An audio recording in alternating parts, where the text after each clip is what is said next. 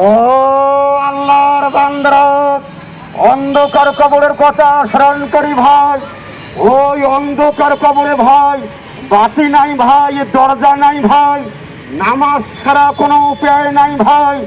আল্লাহ রব্বুল আলামিন বলতেছে, বান্দা নামাজ ছাড়া রে বান্দা অন্ধকার কবরে আসিস না রে বান্দা। এ আল্লাহ আপনার দোস্তর কাছে, আল্লাহ আপনাদের নবীদের কাছে, আল্লাহ আপনার বান্দা বান্দিকে আল্লাহ পাঁচ ওয়াক্ত নামাজের কথা আপনি স্মরণ করে দিও, আপনার কোরআন চালু করে দিও। আমি বলি এটা মনে করি দিন ইসলাম প্রচার করার জন্য। আপনার নাম কি? মোহাম্মদ আব্বাস আলী। আপনি কতদিন ধরে এটা করতেছেন? 17 বছর। 17। দেশের বিভিন্ন জায়গায় বিভিন্ন আপনি কোথায় কোথায় কোথায় গেছেন? বগুড়া, পলাশবাড়ি, গাইবান্ধা, তারপর শেরপুর, রংপুরে, দিনাজপুর। আপনি এটা কেন বলেন সবাইকে?